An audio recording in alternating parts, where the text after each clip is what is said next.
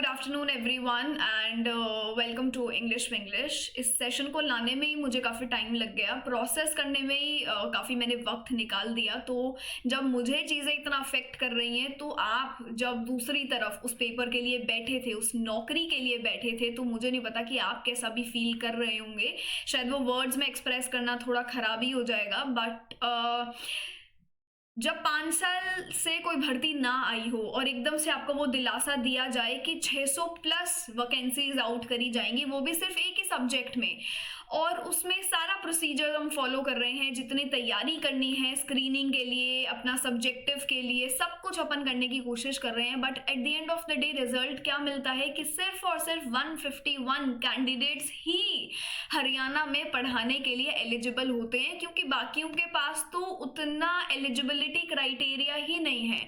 बाकी के जो लोग हैं वो बस ऐसे ही कहीं से उठकर आ गए, जिसे अंग्रेजी के बारे में कुछ पता नहीं है, लिटरेचर के बारे में जिसे कुछ पता नहीं है। ऐसे लोगों ने ये पेपर दिया था जिसका पीएचडी हो गया है, यूजीसी है उनके पास बहुत बार क्लियर करा हुआ, जेआरएफ है, गेट एग्जाम है और पीएचडी कंप्लीट भी कर चुके हैं। वो सब भी अगर इस एग्जाम में पार्टिसिपेट कर रहे हैं, तो मैं ये एक्सपेक्ट नहीं कर सकती कि somebody who is into research and उसका राइटिंग स्किल अच्छा नहीं होगा, या सिर्फ जो 35 वाली लाइन है वो 35 लाइन ही बच्चा पार ना कर पा रहा हो, या 600 में से सिर्फ 151 कैंडिडेट्स पार कर पा रहे हैं, वो भी उसमें भी आप आरक्षण तो भूल ही जाइए, रिजर्वेशन को तो आप छोड़ ही दीजिए। बट क्या सिर्फ इतने ही स्टूडेंट्स एलिजिबल हैं हरियाणा में पढ़ाने के लिए?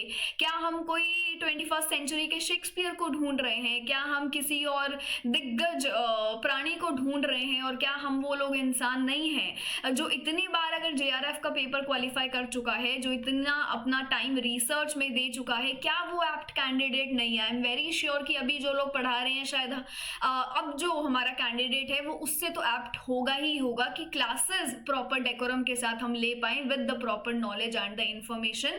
सो I am a bit disappointed. अगर मैं कोई पॉलिटिकल पार्टी पे अटैक नहीं करूंगी, मैं किसी पे अटैक नहीं करूंगी, क्योंकि मेरा काम सिर्फ एक एजुकेशन से है और उससे रिलेटेड जुड़ी एक इंस्टीट्यूशन से है, संस्था से है, जिसने ये डिसाइड कर लिया कि इतनी वैकेंसीज निकालने के बाद, इतनी फैकल्टीज की जरूरत होने के बाद, अब हमें जो है सिर्फ और सिर्फ जो अप्रूव्ड कैंडिडेट्स मिले हैं वो 150 ही हैं, क्योंकि बाकी में वो क्षमता और वो एलिजिबिलिटी ही नहीं है।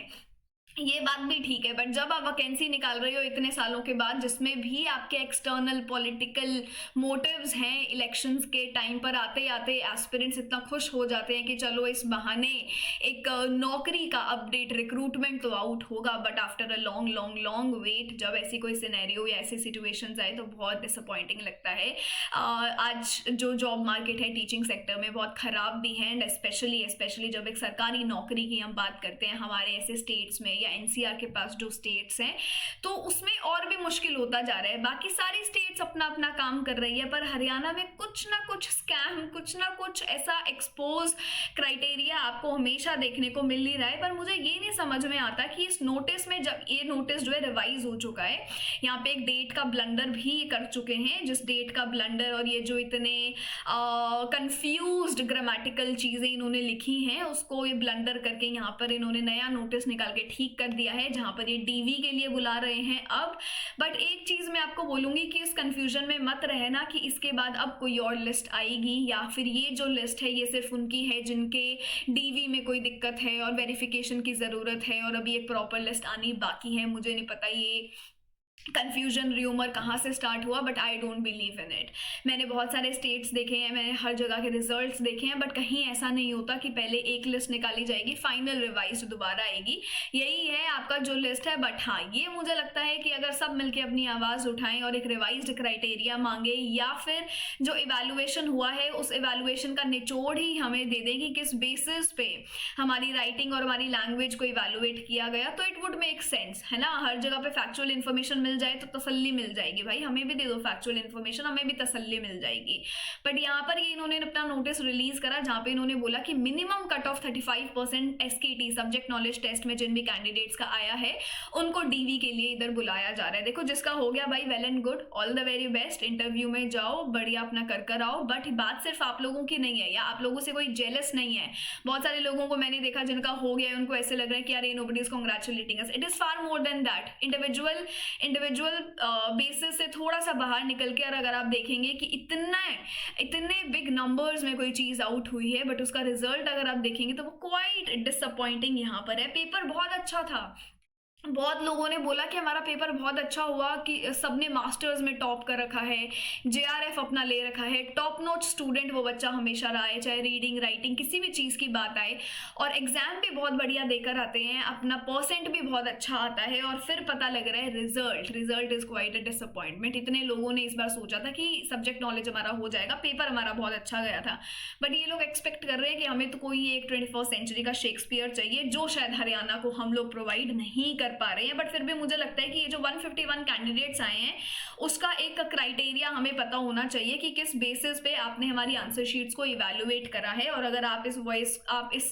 मुद्दे पर अगर अपनी आवाज़ नहीं उठा रहे हैं, तो शायद आप भी एक गवर्नमेंट का पपेट ऑलरेडी बन चुके हैं, जहाँ पे हम हमारी आवाज़ को हमेशा सप्रेस करते रहेंगे। आज हमारे पास इतने बड़े बड़े इंस्टीट्यूशंस हैं, एजुकेशनल इंस्टीट्यूशंस और प्लेटफॉर्म्स हैं, जिनके थ्रू अपनी आवाज़ को उठाया जा सकता है। जब कोई भी न्यूज़ सप्रेस हो सकती है because of the public outreach, then why not this? एक रिवाइज्ड क्राइटेरिया ही हमें चाहिए, या हम एक इवैल्यूएशन का पूरा क्राइटेरिया दे दो, बट यही एक ऐसा एलिमेंट है जो आप सब मांग सकते हैं। एंड अगर आप मेरी बातों से अग्री करते हैं, या जो बच्चा एग्जाम देकर आया है, अगर वो इसमें से आधा % भी कुछ फील कर रहा है, तो भाई कमेंट सेक्शन में मुझे लिख के जरूर बताना, कहीं ऐसा ना हो that I am the only one, और मुझे वो ओनली वन बनना भी नहीं है। बट हाँ, अगर मेरे को लगता है कि मैं सही बोल रही हूँ, और जो कि मुझे लगता है ये जो रेशियो आया है ना, यही मुझे अपने आप में बहुत खटक रहा है, और इसमें जो अगर मैं रिजर्वेशन देखूं तो जितना पार्ट अलॉटेड है उसका आधा बच्चा भी वो सेलेक्ट नहीं कर रहे हैं, तो अपने आप में पता लग रहा है कि सरकार को कौन से वर्ग के लोग चाहिए और कौन सा नहीं चाहिए, किस तरीके से उन्होंने अपना इवैल्यूएशन करा है, जो कि बिल्कुल आंसर की बेस्ड तो नहीं है। हमारी सब्जेक्ट नॉलेज टेस्ट जो हम आंसर शीट में लिख कर आए हैं, उसके बेसिस पर तो ये इवैल्यूएशन नहीं है। तो ये आप मुझे जरूर यहाँ पर बताना that what do you think, but I am highly disappointed. देखते हैं इससे रिलेटेड कोई अगर और नोटिस आता है तो, बट वो ऐसे ही तो नहीं आएगा कि हम सिर्फ इंतजार करते रहें और वो वहां से कुछ नोटिस आ जाएगा। एक आवाज उठानी पड़ती है, अपना परसेप्शन देना पड़ता है, अपने ओपिनियंस यहाँ पर रखने पड़ते हैं, ताकि सारे लोग मिलकर कोई ना कोई एक्शन यहाँ पर जरूर लें। चीजें बदलती हैं और बदल भी सकती हैं, सिर्फ हाथ बांध के बैठे रहना कि क्या पता कोई और नोटिस आ जाए, इससे बेटर है कि अपनी जो आवाज है उसको हम थोड़ा सा अपने दम पे जितनी चीजें कर सकते हैं उतनी जरूर करें। क्योंकि ऐसा नहीं है कि ये वैकेंसी अब मुझे नहीं मिली तो अगली बार मिल जाएगी, वो अगली बार कब होगा हमें खुद नहीं पता। 3 साल, 4 साल, 5 साल, 2029 कौन से वाले इलेक्शंस में होगा, वी डोंट नो। तो प्लीज अपने ओपिनियंस यहाँ पर जरूर लिखना, and I would wait for your comments to come कि आप क्या सोचते हैं और what do you feel. I don't know कि कोई इंस्टीट्यूशन या कोई इस चीज को लेकर सपोर्ट करता है कि नहीं करता है, या इस चीज पे आवाज उठाता है कि नहीं उठाता है, but I would do it.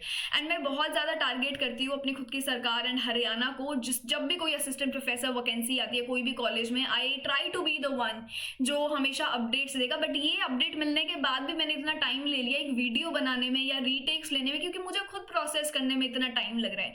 मैंने खुद अपने आसपास लोगों को देखा है, मैंने खुद स्क्रीनिंग बैच निकाला था कि जहां पे इतने बच्चे इस अटेम्प्ट को टारगेट कर रहे थे, and it is quite a failure, it is quite a disappointment. But please आप अपने ओपिनियंस जरूर मेरे साथ शेयर यहाँ पे करना। बट हाँ, ये इन लोगों ने जो ग्रामेटिकल एरर्स, ये जो ब्लंडर्स किए थे, ये शायद इतना काउंटेबल नहीं है, इनकी गलतियां चल जाती हैं बट अपनी नहीं चल पाती हैं। But this is it.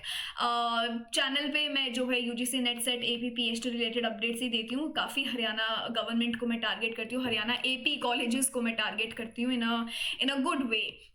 But इस बार के नोटिस से कोई अच्छा तरीका मुझे मिला नहीं, तो जो तरीका था डायरेक्ट था, सटल था, वो मैंने आपको यहाँ पर दे दिया। बट प्लीज़ अपने ओपिनियंस मेरे साथ ज़रूर शेयर करना।